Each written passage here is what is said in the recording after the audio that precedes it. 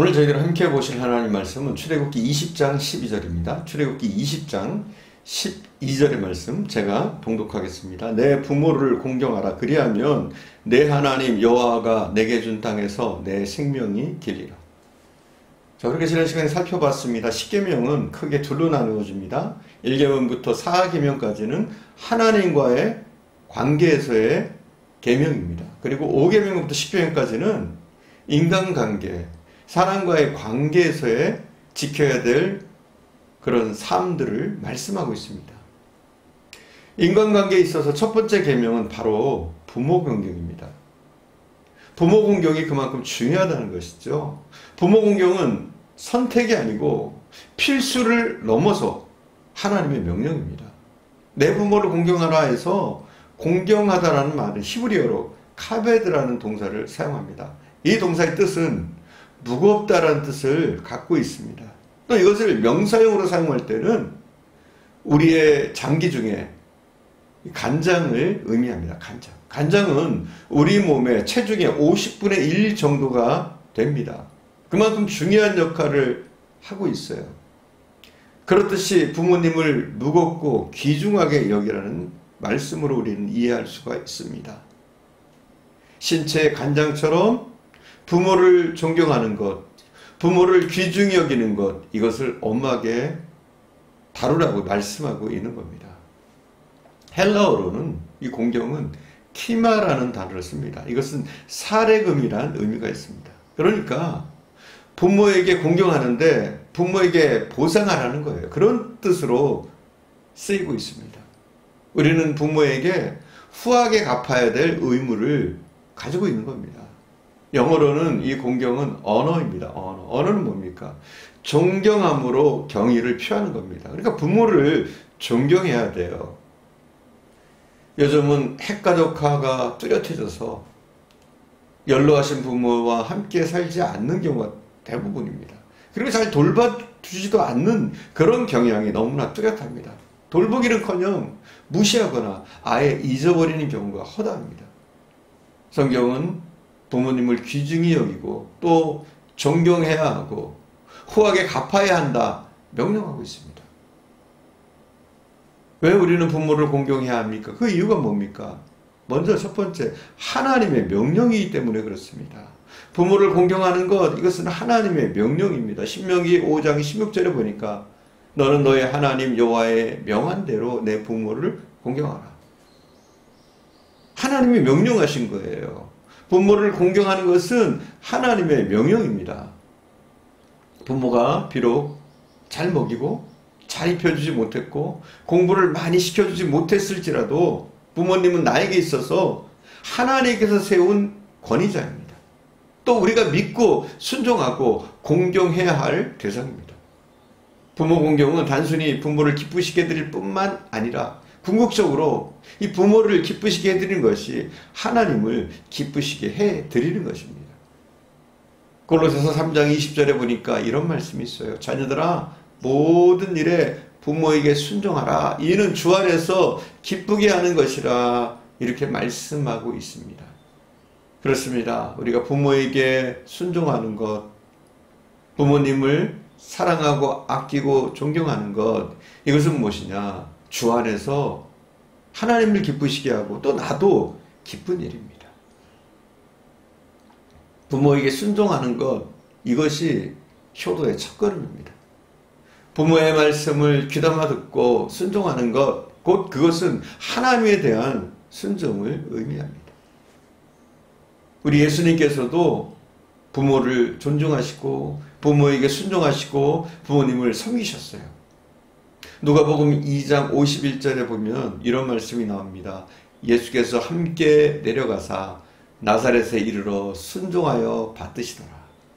하나님의 아들이신 예수님도 그의 부모를 받들고 순종합니다. 주님은 육신의 부모를 잘 받들어 섬겼습니다. 그뿐 아니라 주님이 보이신 공경의 모범은, 효도의 모범은 십자가에 못 박혔을 때에도 나타납니다. 그의 어머니 마리아가 십자가 밑에서 아들이 죽어가는 모습을 애처롭게 지켜보고 있었습니다. 그때 주님은 어머니를 위로하시면서 사랑하는 제자에게 이렇게 말씀하십니다. 보라, 내 어머니라. 이렇게 말하면서 자신의 어머니를 잘 보살펴달라고 부탁하는 장면을 봅니다. 성경은 계속해서 이렇게 말씀합니다. 요한복음 19장 27절에 보면 그때부터 제자가 자기 집에 모시니라. 요한이 예수님의 어머니 마리아의 생애를 책임지는 거예요. 여러분 지금 어떤 상황입니까? 십자가에서 죽어가는 상황입니다. 모진 고통입니다. 그냥 죽는 게 아닙니다. 엄청난 고통 속에 신음하고 있는 그 상태에서도 자신의 안위를 생각하는 것이 아니라 어머니를 생각합니다. 어머니의 노후를 생각합니다. 고통 속에 죽어가면서도 어머니의 노후를 생각하셨던 그 주님. 과연 우리는 이런 환경에 처한다면 우리 어머니에게, 우리 부모님에게 어떤 반응을 보일 수 있을까요? 아마 어머니를 돌볼 겨를도 우리에게는 없었을 겁니다. 그러나 우리 주님은 그 어머니를 생각하면서 그 어머니의 노후를 걱정하셨어요. 그리고 자신이 가장 사랑하는 제자에게 그 어머니를 부탁하는 것을 봅니다. 우리가 부모님을 공경해야 할 이유 두 번째는 부모님은 신적 권위를 부여받은 분들입니다. 하나님의 대리자라고 보시면 돼요. 부모님은 하나님을 대신해서 우리를 낳고 또 양육한 사람들입니다. 부모란 생명의 근원이기에 부모를 공경하지 않는 사람은 그들을 통해 생명을 허락하신 하나님을 무시하고 부인하는 행위입니다. 하나님이 주신 생명 자체를 부인하는 행위예요. 노아가 술에 취해 벌거벗은 채로 누워 수치를 보였습니다. 이때 함은 아버지의 권위를 무시한 채 그 부끄러운 모습을 많은 사람들에게 떠벌이고 다니면서 함께 비웃었습니다.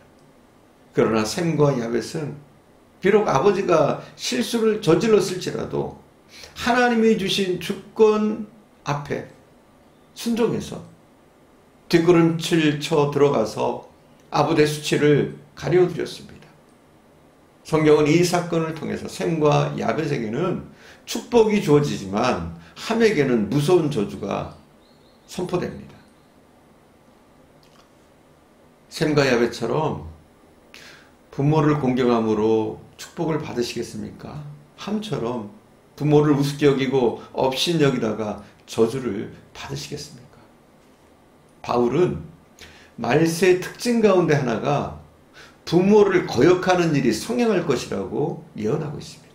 이게 말세의 특징이라는 거예요.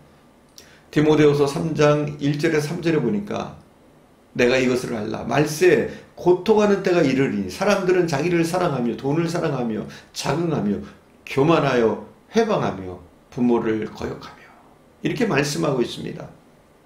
부모를 거역하는 것 이것이 종말의 징조라는 거예요. 말세는 그렇게 될 거라는 거예요. 그리고 이어서 말씀하는데 감사치 아니하고 무정하며 사나우며 선한 것을 좋아하지 아니하며 이렇게 말씀하고 있습니다. 이것이 말세의 특징이라는 거예요. 선한 것을 좋아하지 않아요. 감사치도 않아요. 정이 없어요. 이것이 말세의 특징이라는 거예요. 2000년 전에 기록된 말씀이지만 오늘 우리가 살고 있는 이 시대를 굉장히 정확히 예언하고 있습니다.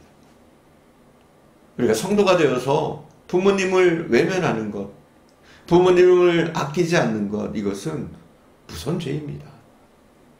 바울은 누구든지 자기 친족, 특히 자기 가족을 돌보지 아니하면 믿음을 배반한 자요 불신자보다 더 악한 자다.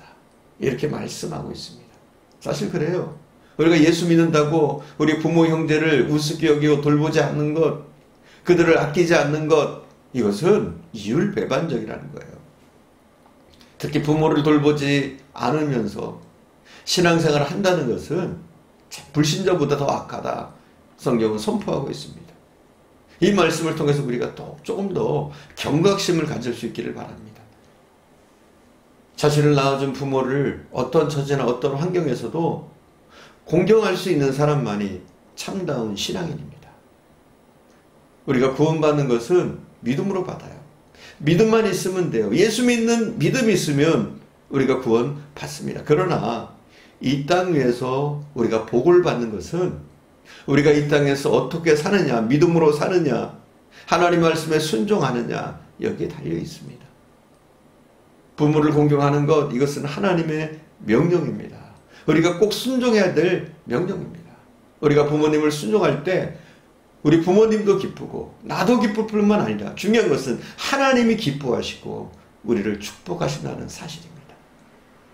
저와 여러분에게 하나님이 주시는 놀라운 축복과 은혜가 임하기를 간절히 축원드립니다. 기도하겠습니다.